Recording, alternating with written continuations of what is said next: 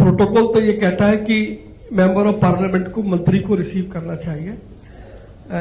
तो प्रोटोकॉल मैं निभा नहीं पाया। बहुत सारी मीटिंग्स थी और मैं चला तो सही समय पर था और गुड़गांव से यहां आने में 1.25 घंटा लग गया, तो मैं लेट हुआ, उसके लिए मैं माफी मांगता हूं। हेम पांडे जी के साथ मुझे एक लंबे अरसे तक काम करने का मौका मिला है।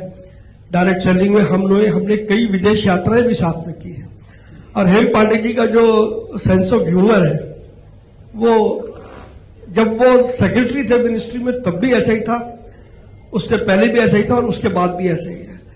और हेम पांडे जी निश्चित रूप से मैं कह सकता हूं कि वो इंडस्ट्री के मेंटोर हैं और हेम पांडे जी ने बहुत मेंटोर किया है इंडस्ट्री को। इससे पहले कि मैं अपनी बात कहूं, मैं 2-3 छोटे छोटे परिचय आपको कराना चाहता हूं। मेरे साथ हमारी confederation of all India traders के, जो कि देश में 9 करोड़ व्यापारियों को रिप्रेजेंट करती है और 48,000 से ज्यादा ट्रेड फेडरेशंस हमारे मेंबर एसोसिएशन है अक्रॉस कंट्री। तो हमारी फेडरेशन के, हमारी कन्फेडरेशन के वाइस चेयरमैन श्री सत्यभूषण जैन जी मेरे साथ यहां पर मौजूद है, मैं उनका स्वागत करता हूं। कैट की हमारी नेशनल वाइस प्रेसिडेंट जो मुंबई से आई हैं अनुजा गुप्ता, जो एक लाइफ कोच भी है, वो यहां पर मौजूद है। तो ये सब हम कैट के लोग हैं और डायरेक्ट सेलिंग को हम अपना पार्ट मानते हैं। और मैंने तो बार बार मंत्रालय की मीटिंगों में भी पिछले 4-5 साल से मैं लगातार कह रहा हूं कि रिटेल ट्रेड के 4 वर्टिकल हैं।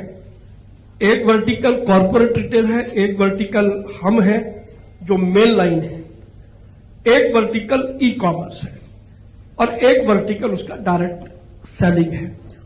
तो इसी नाते से हम सब लोगों ने मिलकर के काम किया है और आज मैं इस बात को कह सकता हूं कि डायरेक्ट सेलिंग को जो रिकॉग्निशन मिलनी चाहिए थी वो अब धीरे धीरे माननीय प्रधानमंत्री नरेंद्र मोदी जी के आग्रह के बाद अब वो मिलनी शुरू हो गई है। डायरेक्ट सेलिंग की पॉलिसी बन गई है, डायरेक्ट सेलिंग के रूल्स बन गए हैं और जो एक्ट पार्लियामेंट में आया था जिसमें डायरेक्ट सेलिंग को एमएलएम के साथ जो इनिशियल जो आया उसमें एमएलएम के साथ जोड़ा गया। लेकिन मैं धन्यवाद करता हूं माननीय गृह मंत्री श्री अमित शाह जी का कि पार्लियामेंट में बिल आने के बाद, अमित शाह जी के इंटरवेंशन के बाद वो डिस्टिंक्शन उन्होंने खत्म कर दी और अब डायरेक्ट सेलिंग को एमएलएम नहीं माना जाता है। तो ये, लेकिन इसका प्रयास खाली कोई हम अपने नेताओं को तो ऐसा नहीं है, आपकी इंडस्ट्री में सभी लोगों ने बहुत काम किया है।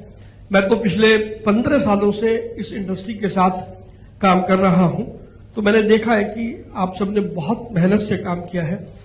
एक बात जरूर थी जो मैंने आज से 1.5-2 साल पहले कहा था, जब रोहित सिंह जी जो उस वक्त हमारे कंज्यूमर अफेयर्स मिनिस्ट्री के सेक्रेटरी थे, मैंने कहा था कि सरकार की मदद चाहिए तो आपको पहले परसेप्शन बदलना पड़ेगा।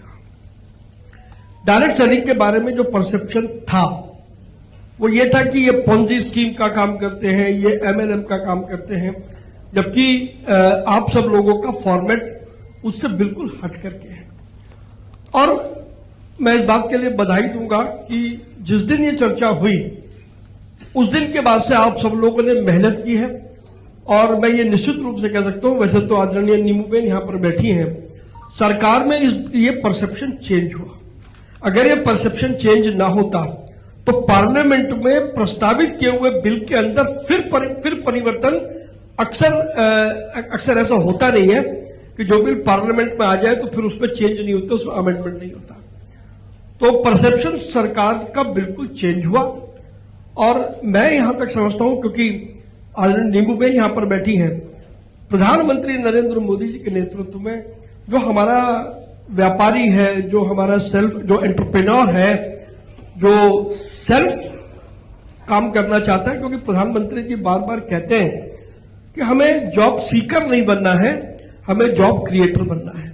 तो आप सब लोग जो यहां पर बैठे हैं, आप सब लोग जॉब क्रिएटर